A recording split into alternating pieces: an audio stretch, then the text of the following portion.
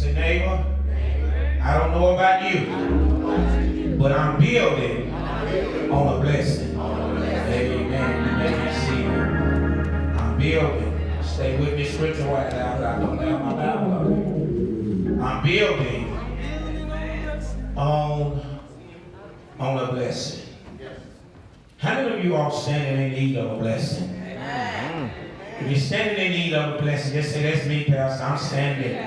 I'm standing in need of a blessing. It don't even matter what kind of blessing, God. Whatever it is that you have for me, I'll take it. I'm standing in need of a blessing.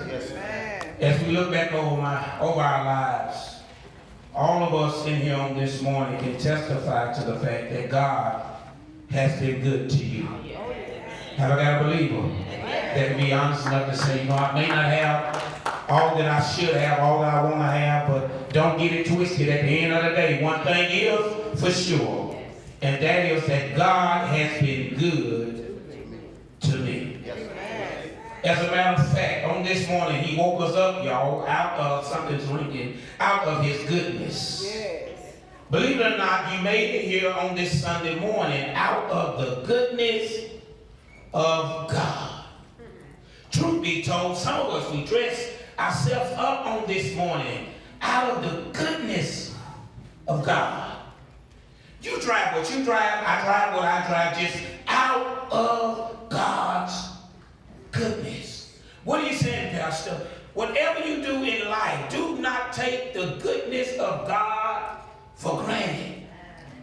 Because we can experience God's goodness on this morning, and his goodness can be taken away from us on this evening. But even in the midst of it, somebody needs to know that God has a blessing for you. You work where you work at out of his goodness. My point to you in this house on this morning is to tell you that in spite of God being good to you, in spite of God being good to me, he's better than good because of the blessings that he has stored up for us. And in this, these blessings were designed for us to appreciate all that he's done for us. Blessings, church, they come in all kind of shape, forms, sizes. Can I plead my case? Plead it, preacher.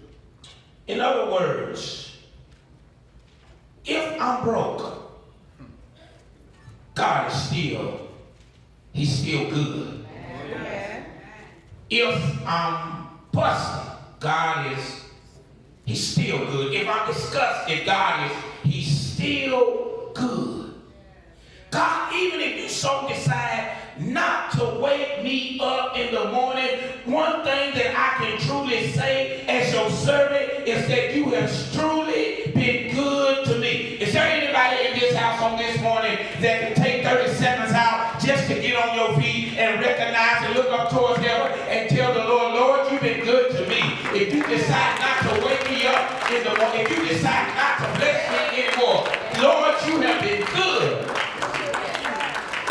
You have been good.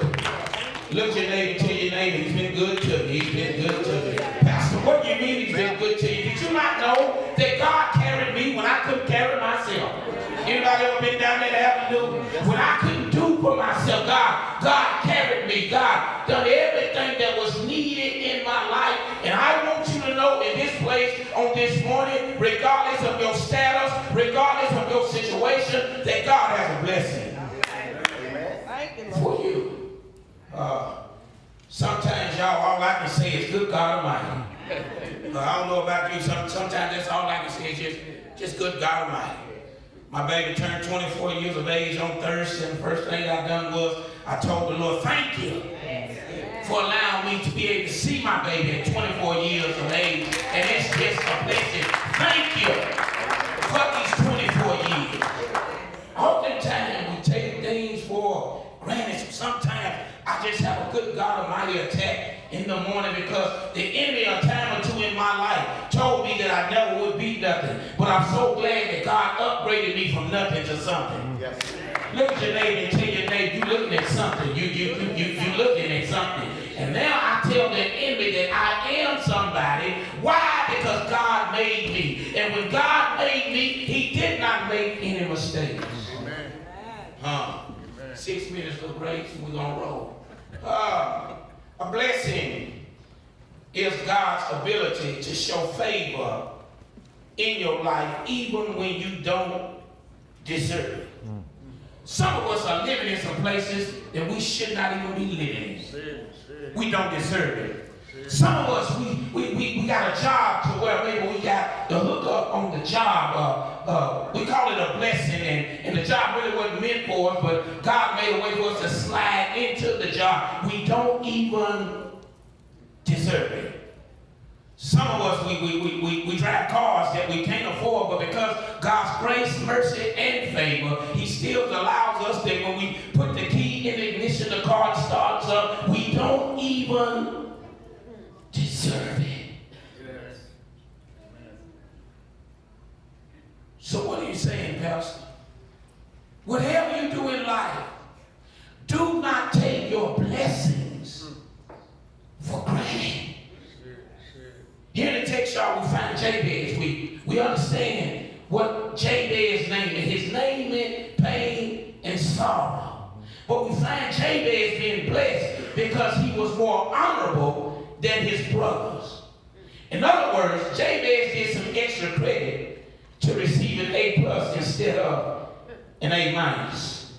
Jabez, y'all, was the least talked about. Nobody knew anything about him. He was placed in 2 verses where the previous chapters was dealing with 500 names of different family members covering genealogy, but what he did took him to the top.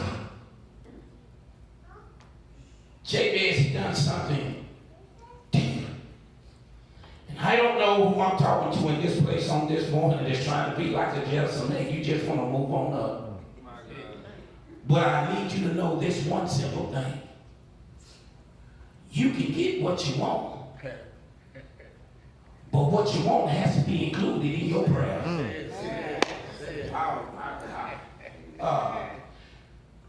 You can get what you want. But there's something that you got to do. The Bible teaches us that man ought to always pray. In the 6th chapter of Luke, Jesus was dealing with his disciples and he taught them the model prayer. I didn't know, y'all, there are individuals living over 40 and 50 years of age that don't know the Lord's Prayer. Something wrong with that. But if you're going to make it in this life, you got to have a prayer life. Prayer is the key. And faith unlocks the door. So Jabez got sick and tired of being sick and tired. And he done something. He prayed about it. Look at your neighbor and ask your neighbor, when was the last time you talked to God? Y'all, we got to pray. Prayer is a necessity if you're going to make it in this life. Jabez, he prayed about it. So I want you to leave out of this place on this morning knowing this one simple thing. If you are building on a blessing, your blessing is in your prayer. First off, in the text, we'll pull out 2 pieces and then we're done. First off, there was the petition. Jabez knew he was messed up. Oftentimes in life, we tell people to pray for us. Sometimes we mess up because we ask people to pray for us and we don't know what their lifestyle is. And you could be thinking that they're praying for you on a blessing. And they really messing you up more than what you are because you thinking it's a blessed prayer and it is a cursed prayer. Everybody can't pray for me. Everybody can't lay hands on. Baby, you got to learn how to pray for yourself. And the question in this house on this morning is, when was the last time that you prayed for yourself? Sometimes you can't get it together and all you have to do is fall down on your knees and just cry out to God. Father, I stretch my hand to thee. No other help I know. If you're going to make it in life, you better learn how to pray. Oh yeah, I know I'm right about it. Maybe this the ass too cold in here. Y'all sitting on it, but don't worry about it. We're going to wind up here in a minute. But prayer is the key. Man, if you're sick, pray about it. You need healing, pray about it. Migraine headache, pray about it. Folks tripping on the job.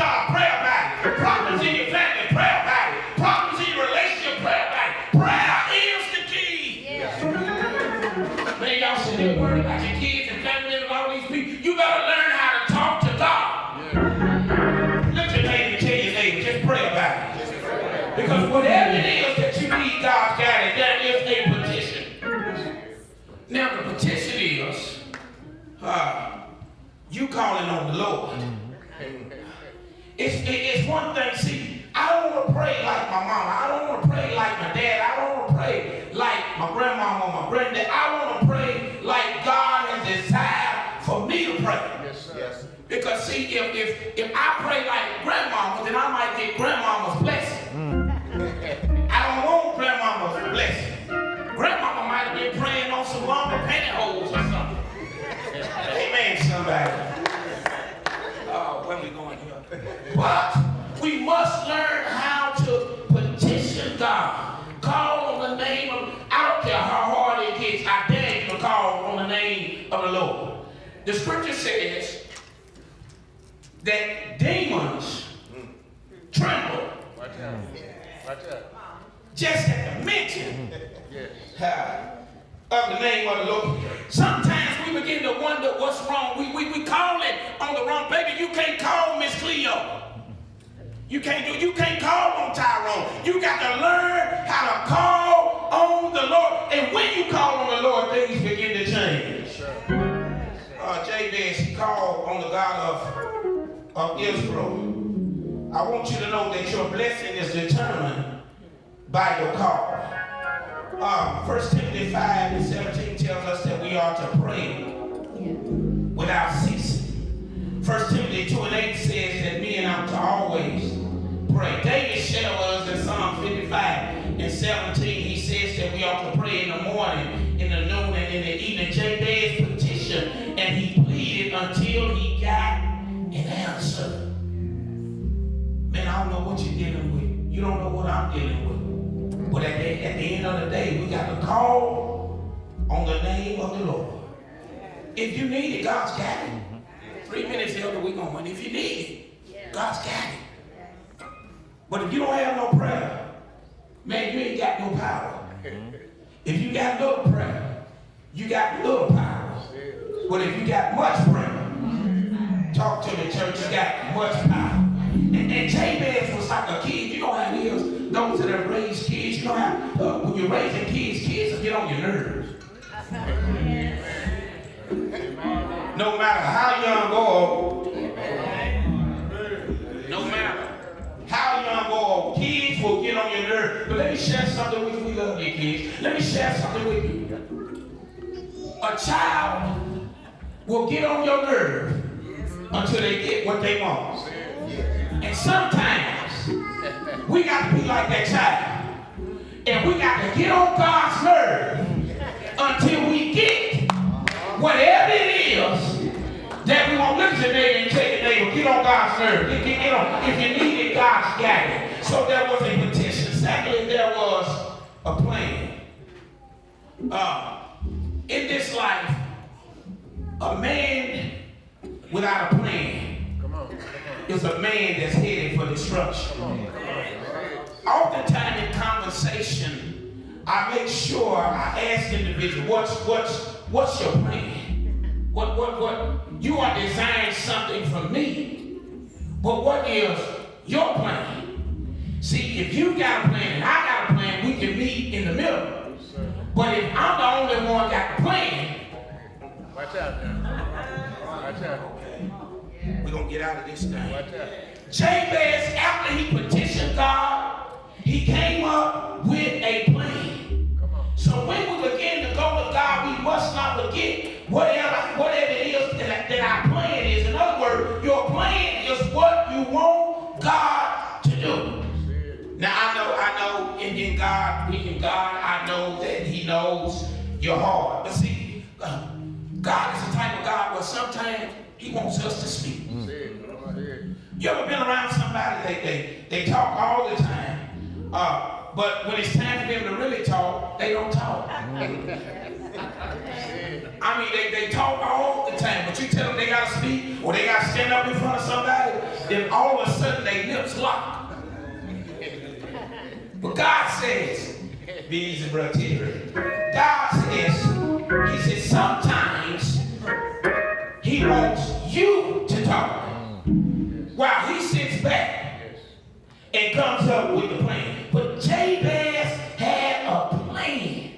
He told the Lord what he needed for him to do. Did you not know that in order for the mountain to be removed, you got to speak to it.